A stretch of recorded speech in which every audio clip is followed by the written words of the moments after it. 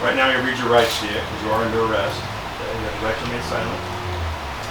Anything you say can and will be used against your court of law. Understand that? You have the right to have an attorney present. You can have a foreign attorney want to be appointed to you prior to questioning so desire. Okay, you understand that?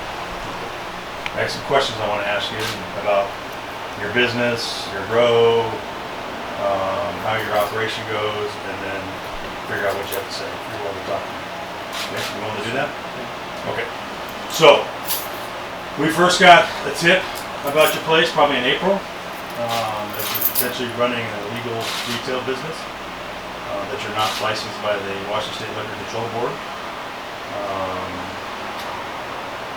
So we started the investigation. We've done some buys out of here. We've done surveillance here. We know you have upwards of 200 plus customers a day. You got a pretty good little setup going on here. Thank you. There's a lot of hard work. I bet. From the bottom. I didn't have no handouts or nothing given to me. Right. But kind of the issue is you haven't kind of gone about it the right way. Okay. I've tried really hard though. I've tried really hard. So let's just start with. Okay. Obviously, I have your name and everything. And, I don't know. I heard this is John Luciano. He's a detective. He was asking, how many employees do you have here at the business? Roughly 20. Huh? About 20. Oh, really?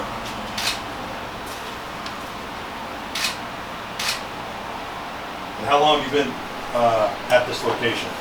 I kind of have an idea based on the based on your business. About a year. About a year. So a good 12 to 16 months or so. We started up in 2013.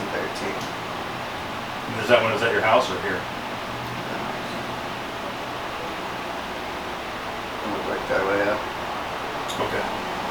So do you have any medical marijuana paperwork here on site? Do you have your retail license from the state of Washington here?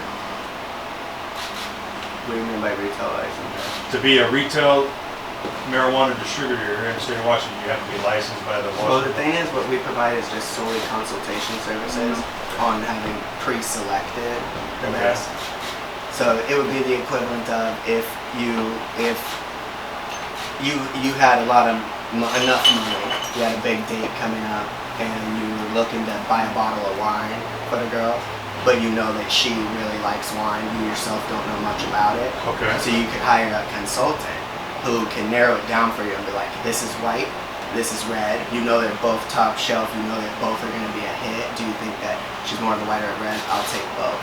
And so what we provided here is a consultation service where we're going ahead, we have experts, I train them, like we have 2 different people who come in, do professional training seminars in there. You guys spend weeks, then you can become a consultant. Okay. You see, at which time you can go out and you can consult people on consumption, and this leaves them with a totally unique new way to look at cannabis that's going to allow them to ingest it appropriately. You know what I'm saying? So you say you provide solely a consultation service That's true. for marijuana. Right. And so if you guys came here and received cannabis, that was the service you were paying for.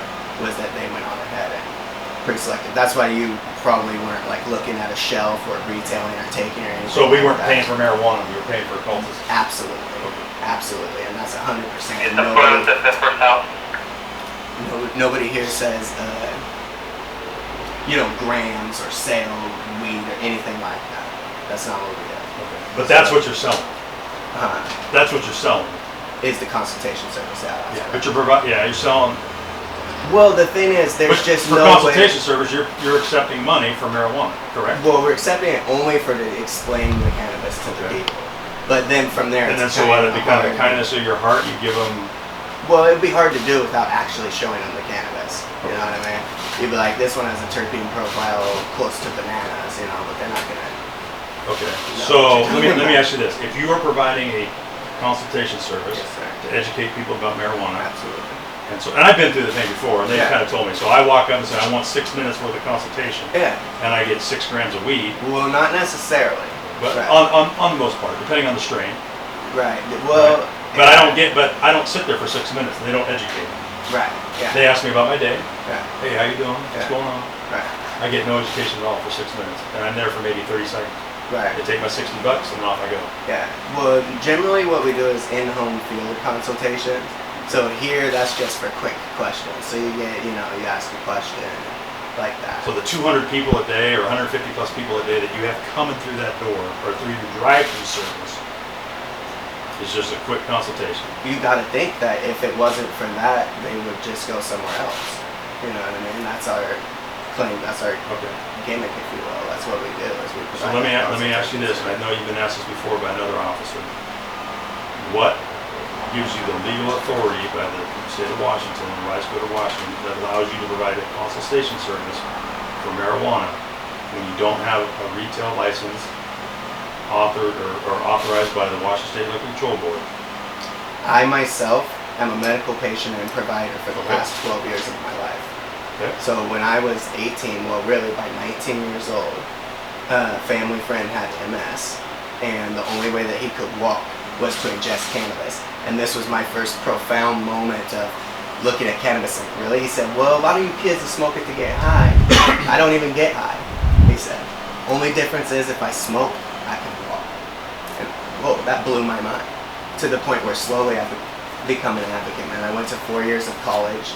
I curtailed that college myself to involve cannabis directly, and Do you know the laws about being a medical marijuana patient? I know them pretty well. I know that you can still arrest me and Well, that I listen to can me. make Can you information. tell me what the laws are regarding being a patient, being a medical marijuana patient? A medical marijuana patient How much marijuana can you possess? can possess up to 15 plants Mhm. and an additional 15 if they're also a provider. So that's 30. Yeah, which I am. And then furthermore can possess 1.5 pounds of cannabis plus an additional 1.5 pounds if they're a provider. And How many patients can you be a caregiver for at any one given you time? can only be a caregiver for one. Correct. Right. But here what we have is many patients. So many of the So people who work here are patients and they're under this umbrella. Like many of the people who work here Does are it patients. state that in the law? It says that you can be a collective. This isn't a collective guard. This is set up as a retail marijuana distribution store, just like the herbery right down the street. But nobody walks in here ever. So you can't come in here at all. Well, it doesn't matter whether you walk in or you go through the drive-through. Okay, it's all the same. You're providing a service. You're doing the same thing that the herbery is doing. Correct? Well, the herbery is retailing cannabis without any knowledge. If you're a marijuana patient Yeah. and a marijuana caregiver, and you can only be a caregiver of one person at a time, Right. what's the time frame before Oh, you could? What's okay. the time frame before you can, when you no longer? I'm your caregiver for me, and now you're no longer providing marijuana to me, Right. and now you want to provide marijuana to him. What's the time frame you have to wait? What is it?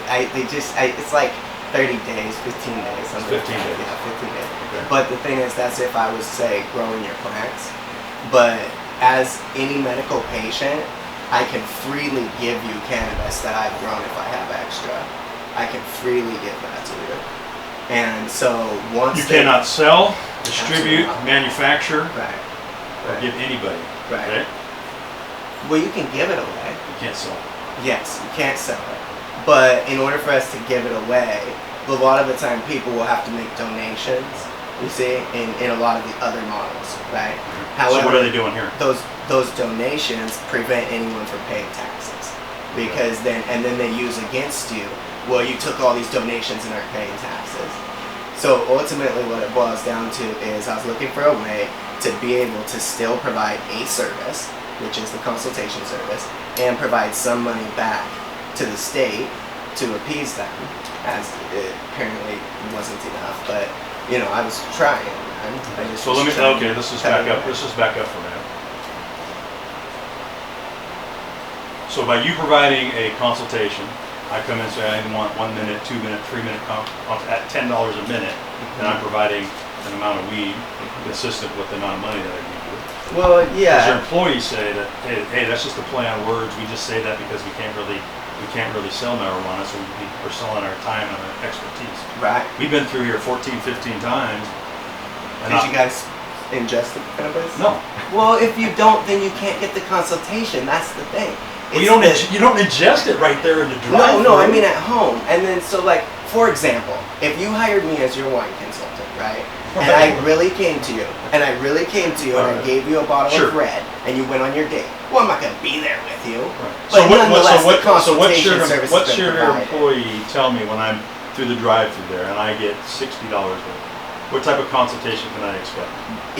Well, let's say for example you came through and you said, hey, I'm just looking to start my day. I'm trying to clean my gutters. I don't want that weird anxiety effect. What would you recommend? And I would say, well, I would recommend to you a sativa strain. They would say to you, I would recommend a sativa strain. It gives you the extra like awareness and alertness without sedating you.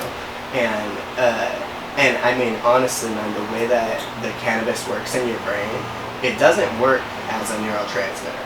That's the thing. So like dopamine, you'd be like, or like it doesn't work. It works on the same as the terpenes. It works in your olfactory, like your smell receptors. So it works the same as say aromatherapy or something like that. And that because of that profound effect, it's like when you walk in and it smells maybe like weed to you guys in here, but it doesn't anymore.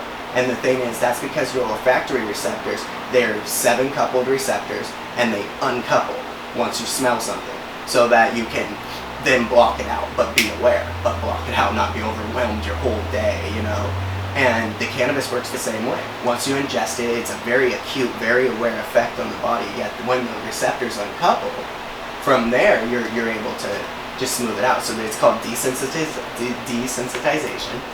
And it doesn't work the same as like addiction or, as building a tolerance, which is really like one of the most powerful aspects of the plant. It works like aromatherapy. And, Hey, don't bother answering that. oh no, I'm not. I'm just turning them off. We want to listen to that. So, since April 2013, you've been running this business out of your house. My understanding is you got too big, too busy, you moved into here, and you've been here for the last probably 12 or 14 months. Is that correct? At any time, which anybody could have told me that it wasn't in compliance. I explained it to every person, and we had attorneys originally, like all of this. It Well, kept you probably going. got some bad info. Did you reach out to the Washington State Liquor Control Board and apply for a license? I didn't, because we were never trained to retail like that. So what do you call this right here? It's Well- a play on words is what it is. You're no different than the herbery a half a mile down the road from you. You get Yeah. 200, how many customers you got there? It's hard to say. It's hard to say. 200? 100, yeah. Easy. Yeah. In a 6-day period, I counted about 960 plus cars come through. But isn't that a good thing? Why? I mean, all that money is getting taxed and going back into the state, rather than all those people would be going to like black market dealers. You know what I'm saying? So your business is strictly cash business, correct? we have 99% of the time. Oh, you mean people coming pay in, it's cash. Right. Okay. Yeah. And I suspect, based on what your employees tell me, that you're making about $10,000 a day, maybe more. I don't know. Roughly $10,000. On a super busy day, we might make $10,000. Yeah. On average, what do you think you make? Maybe 6. 6 to 10. Well, yeah, 4 to 10. So. Well, I was here one day and your gal says, I think we made about 10 grand today. So, I feel like that. so are you paying 25% tax on that money that you're making to the state? Well, That's what the retail marijuana, if you look at the control board, that's what you need to pay the state, 25%. well, right. But if we were paying that, we would have lines out the door. We'd be retailing. We've been very exclusive in our service. Shit, Only you got consultation. more. You probably. I'm gonna venture to say because your prices are lower than the herbery, correct? Then why is